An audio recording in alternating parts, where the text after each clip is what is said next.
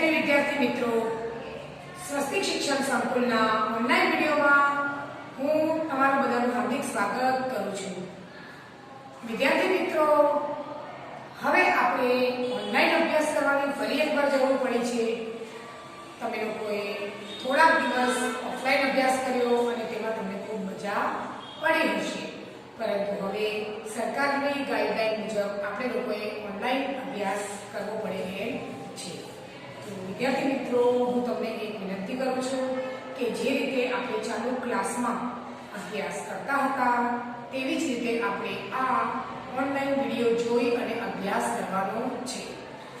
तमने लोकोने कोईपण प्रकारनी ना समझण पड़े अथवा मुश्केली पड़े तेवा अमे कोई प्रयत्न नहीं करीए कि तमने जे रीते तमे ऑफलाइन भणता था ते ज रीते तमने मळी रहे तेवी अमे पूरेपूरी कोशिश करीशुं। विद्यार्थी मित्रों, આપણે યુનિટ જે 4 હતું આઈ એમ લર્નિંગ ઇંગ્લિશ એ પાઠ્યપુસ્તકમાં તો પૂરું કર્યું, પણ સ્વાધ્યાય પોથીમાં સાથે સાથે આપણે થોડી શરૂઆત કરી નાખી હતી। પરંતુ હવે આપણે એ સ્વાધ્યાય મુજબ દરેક એક્ટિવિટીનો અભ્યાસ અહીં જ બેસીને કરીશું। એટલે કે તમને પીડીએફ મોકલી આપશે એનું નથી, પરંતુ તેના સિવાય બી આપણે લોકો દરેક એક્ટિવિટીનો અભ્યાસ હું તમને અહીં બોર્ડ ઉપર પણ કરાવીશ। તો તમે લોકોએ જો પોતાની જાતે ચોપડીમાંથી જોઈ અને પૂરું કરી નાખ્યું હોય તો હવે પછી એવું ના કરતા, કારણ કે હવે જે અભ્યાસ કરાવીશ સ્વાધ્યાય પોથીનો એ હું તમને અહીં જ કરાવીશ। એટલે આપણે એક્ટિવિટી 3D સુધીનો આપણે કમ્પ્લીટ કર્યું। તમારામાંથી ઘણા છોકરા એવા બી હશે કે જેણે એક્ટિવિટી 4A નું લખાણ પણ તમારી બુકમાં લખી કાઢ્યું હશે। જો તમે લખ્યું હોય તો પણ એક વખત તમારે તેને ચેક કરી લેવાનું છે, પરંતુ આપણે આજે શરૂઆત ત્યાંથી જ કરીશું। તો સ્વાધ્યાય પોથીમાં આપણે આજે પાર્ટ 1 માં લેવાના છીએ સૌથી પહેલા તો એક્ટિવિટી 4 અને 4 માં A। વિદ્યાર્થી મિત્રો, તમારી બધાની પાસે સ્વાધ્યાય પોથી છે, આથી હું સ્વાધ્યાય પોથીમાં આપેલા કોઈ પણ પ્રશ્ન નહીં લખું, ફક્ત તેના ડાયરેક્ટ જ જવાબ હું લખીશ। તો તમારે ધ્યાનપૂર્વક તેને તમારી સ્વાધ્યાય પોથીમાં પૂરવાના છે। અહીં જોજો, એક્ટિવિટી 4A માં ઉદાહરણ પ્રમાણે પ્રશ્નોના ઉત્તર તમારે લખવાના છે। તો આપણે જોઈ શકીએ છીએ કે પાના નંબર 59 ઉપર અહીં એક્ટિવિટી 4A જે છે તેમાં જુદા જુદા છોકરાઓ અને જુદી જુદી ક્રિયાઓ આપણને દેખાઈ રહી છે। એટલે એ આપણે જોઈ અને અહીં આગળ વાક્યમાં જે પ્રશ્ન આપેલો છે તે પૂરો કરી અને જવાબ લખવાનો છે। તો એમાં તમે ઉદાહરણ જોઈ શકો છો કે હુ ઇઝ કુકિંગ, કુકિંગ કોણ કરી રહ્યું છે? તો અહીં આગળ આપણે જોઈ શકીએ છીએ કે સીમા જે છે તે કુકિંગ કરી રહી છે। તો અહીં જવાબ લખેલો છે સીમા ઇઝ કુકિંગ। તો તે રીતે આપણે જોઈએ હુ ઇઝ સ્વિમિંગ, સ્વિમિંગ કોણ કરી રહ્યું છે? તો હું અહીં તમને નંબર પ્રમાણે આપું છું। તમારે તો સ્વાધ્યાય પોથીમાં નંબર નથી, પણ તમને ઉદાહરણ આપો છે અંદાજો રહે એટલા માટે હું અહીંયા નંબર લખી રહી છું। હુ ઇઝ સ્વિમિંગ, તો તમે ચિત્રમાં જોઈને કહેશો હુ ઇઝ સ્વિમિંગ। તો ચિત્ર પ્રમાણે આપણે જોઈએ તો દીક્ષા ઇઝ સ્વિમિંગ। સ્વિમિંગ કોણ કરી રહ્યું છે? દીક્ષા। તો દીક્ષા ઇઝ સ્વિમિંગ, દીક્ષા કરી રહી છે। બીજો પ્રશ્ન છે હુ ઇઝ રનિંગ, રનિંગ એટલે દોડવું, રનિંગ કોણ કરી રહ્યું છે? તો કલરવ। તો જવાબ લખીશું આપણે કલરવ ઇઝ રનિંગ, એટલે કે કલરવ દોડી રહ્યો છે। તેના પછી ત્રીજા નંબરે જે પ્રશ્ન છે તે છે હુ ઇઝ ઈટિંગ, ખાવાનું કામ કોણ કરી રહ્યું છે? તો આપણે ચિત્ર જોઈશું તો ચિત્રમાં આપણને દેખાય છે કે કાવ્યા ખાઈ રહી છે। તો અહીં લખવાનું છે Kavya is eating, Kavya is eating. તો કાવ્યા ખાઈ રહી છે। પ્રશ્ન નંબર 4 છે હુ ઇઝ ક્રાઇંગ, રડી કોણ રહ્યો છે? તો રાઘવ ઇઝ ક્રાઇંગ, રાઘવ રડી રહ્યો છે। આ બધું આપણી પાઠ્યપુસ્તકમાં પણ હતું, છતાંય આપણે લોકો સ્વાધ્યાય પોથીમાં ફરી એક વખત એનું રિવિઝન કરીએ। ત્યારબાદ છે વિદ્યાર્થી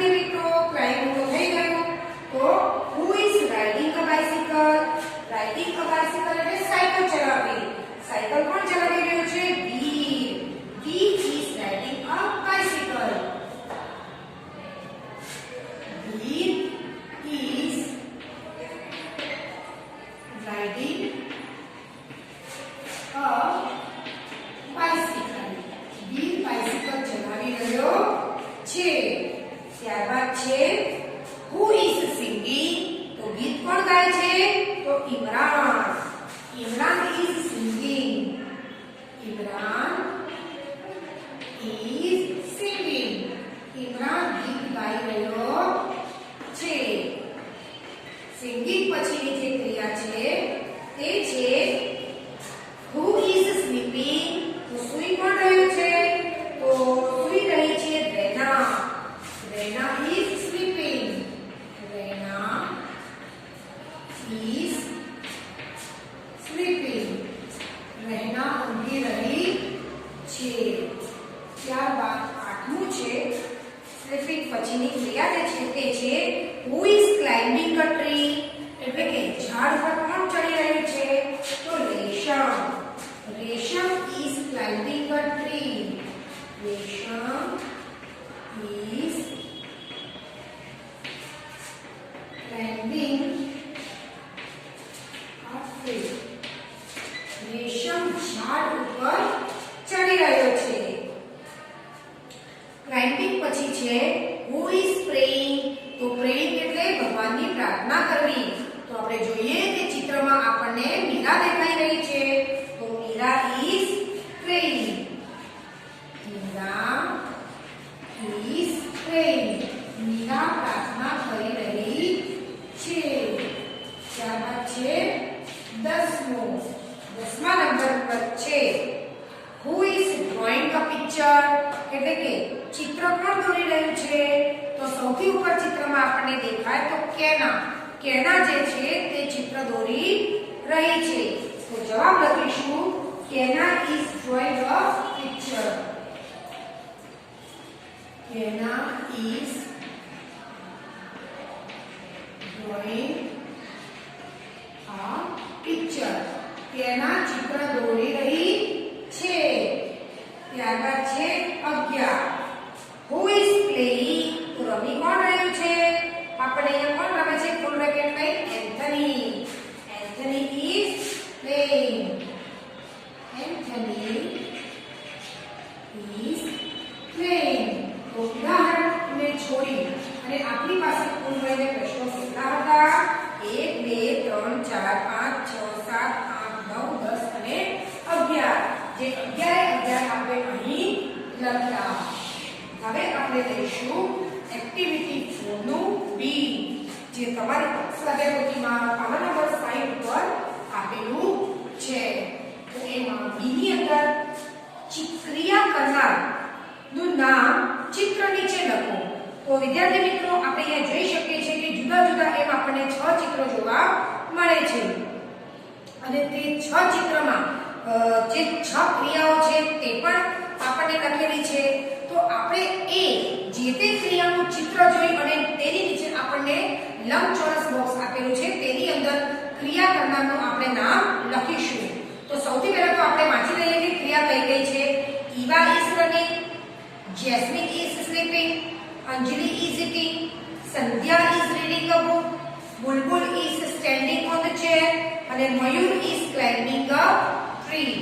ઈવા દોડી રહી છે, જેસ્મીન ઊંઘી રહી છે, અંજલિ ખાઈ રહી છે, સંધ્યા ચોપડી વાંચી રહી છે, બુલબુલ ખુરશીની ઉપર ઊભી છે અને મયુર જે છે તે ઝાડ ઉપર ચડી રહ્યો છે. તો ચિત્ર પ્રમાણે આપણે જોઈએ તો સૌથી પહેલા જે ખુરશીની ઉપર ઊભેલી છે એ કોણ કહેવાય? એમાં આપણે નામ લખીશું બુલબુલ. જે ખુરશી ઉપર ચડેલી છે તે બુલબુલ અને તેની સામે ચોપડી વાંચે છે એ કોણ છે?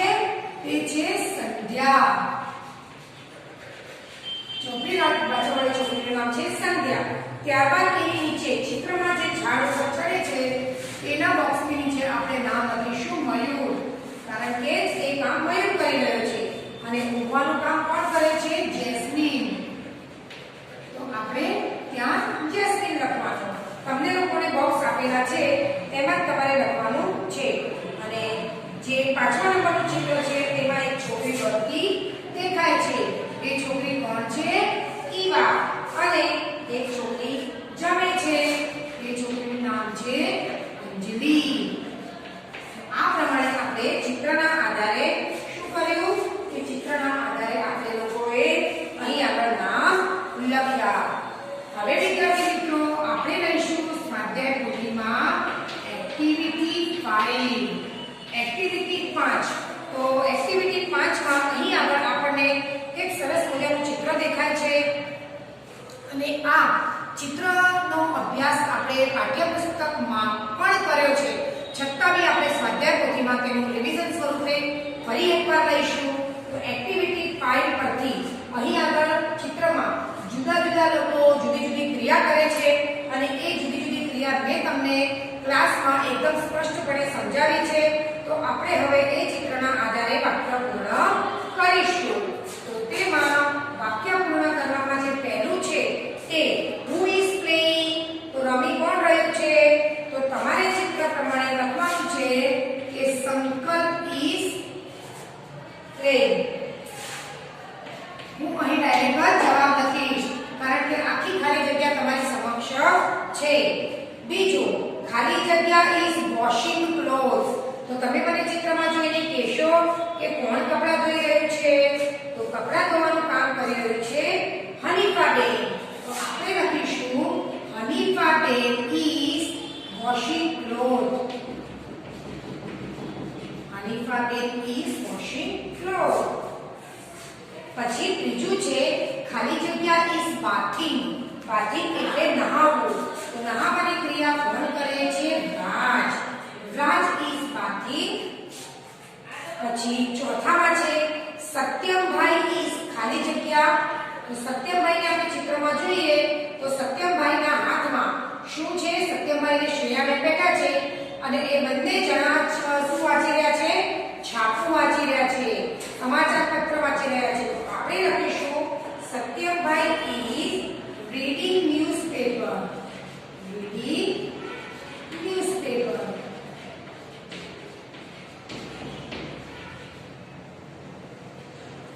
ત્યારબાદ છે નંબર 5 ખાલી જગ્યા is cooking. તો કુકિંગની ક્રિયા કોણ કરી રહ્યું છે? તો ચિત્રમાં આપણે જોઈ શકીએ કે નિખિલભાઈ રસોડાની અંદર કુલ મળીને 3 જણા છે, પારુલબેન, મીનાબેન અને નિખિલભાઈ. પરંતુ ગેસની પાસે જે કુકિંગ ક્રિયા ચાલુ છે તે નિખિલભાઈ કરી રહ્યા છે. તેથી આપણે વાક્યમાં તેમનું જ નામ લખવાનું. છઠ્ઠો પ્રશ્ન છે ખાલી જગ્યા is selling vegetables.